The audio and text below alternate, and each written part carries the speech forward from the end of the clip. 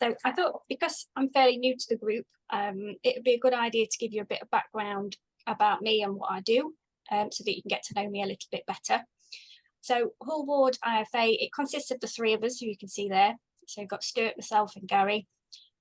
Gary and Stuart are IFAs, so they deal with what Andrew deals with, so pensions and investments. So we'll totally ignore those two because Andrew is the expert in the room, and we'll focus on what I do. I'm the mortgage and protection advisor.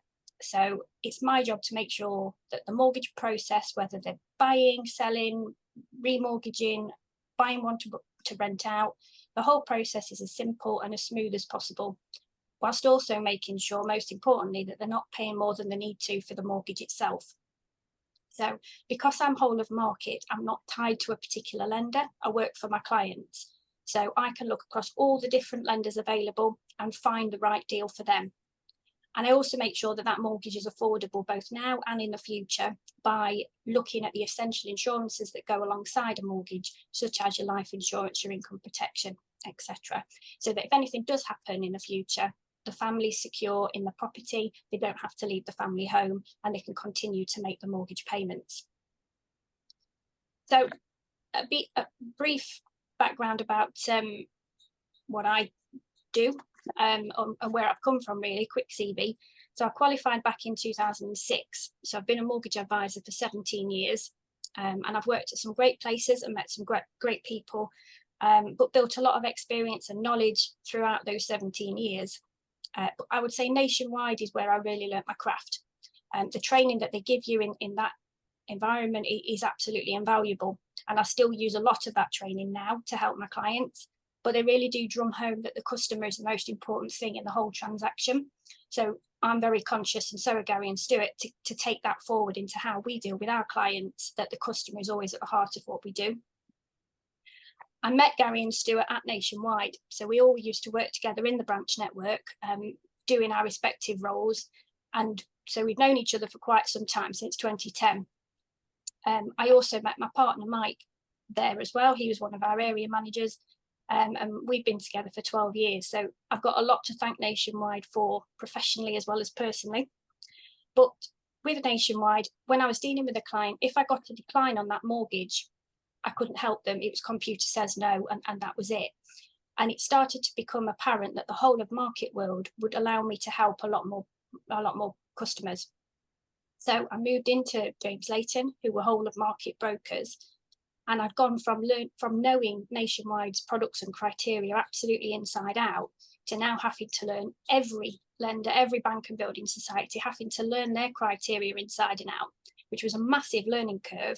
And it took me a good year to really get a grip of it, if I'm honest. It's hugely underestimated by a lot of people, going from retail to whole of market. But once you've got your head around it and you've learned all of that, you can really start to help a lot more clients, because if one lender says no, you've got a plan B and a plan C in your back pocket ready to go. So you can move to different lenders and help an awful lot more people. But then when Gary and Stuart were ready to add me into the business and look at the mortgage side of things, I moved to Hall Ward in 2020, and we've been working together ever since. As well as doing that role, I have another job. I'm a mum. And you'll notice I qualified as a mortgage advisor in June 2006, qualified as a mum in July 2006. So doing my final 2 exams 8 months pregnant was certainly another challenge, but we did it. So Fiona's now 17, Bob's now 15. So they're both growing up fast, but the next couple of years are about getting them to where they want to be. Fee's in her last year of college, and applying this year to go to RAF Cranwell. She's been in the Air Cadets, as you can see there.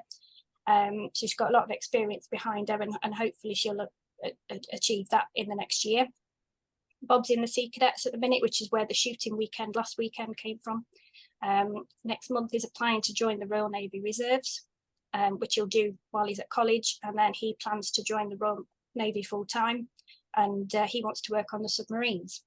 So with Mike as ex-army, we're quite a military-based household. So these guys are definitely my reason why, and what drives me on. But they certainly don't see the fun in my job. It's not for them. It's not what they want to do.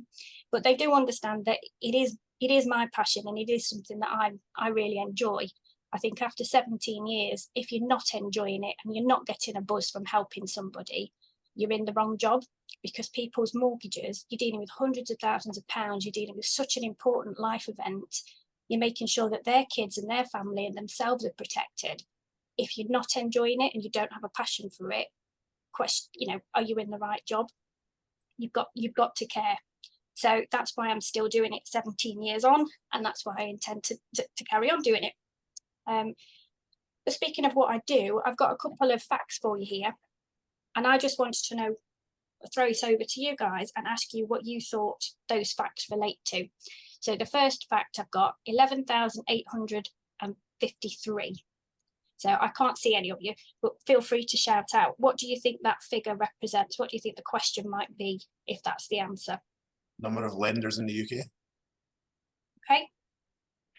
Can I just say that your slide hasn't moved on from the first slide, so we can't see it. Okay.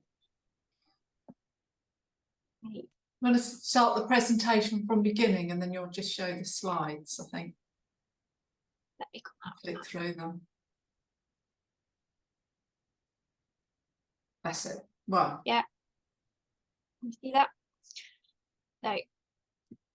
11,853. Yeah, you close, Andrew. That's how many residential remortgage deals I've got access to now. So if I was looking at somebody today and I was looking at their remortgage, then I've got that many different products to look at for them.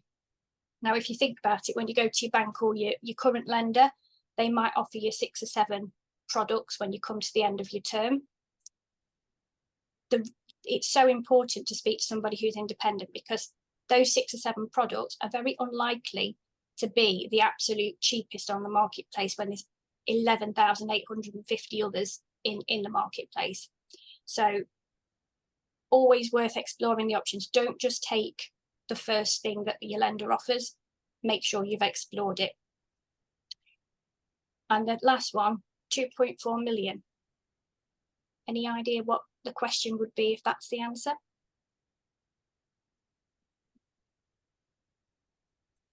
number of mortgages without a repayment programme in place.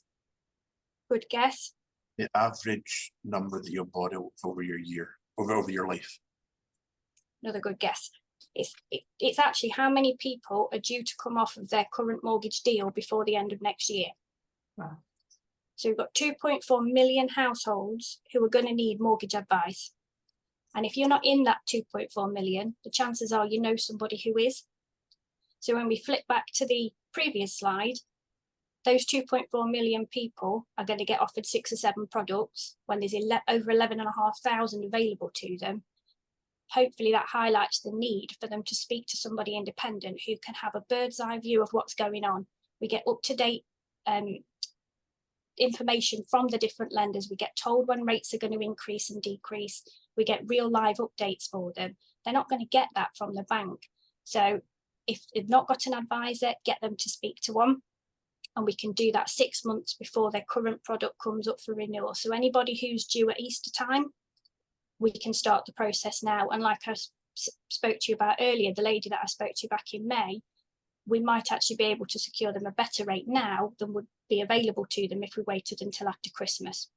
So anybody that you know in that situation, or if it's yourself in that situation, now's the time to speak. It's never too early when it comes to remortgage.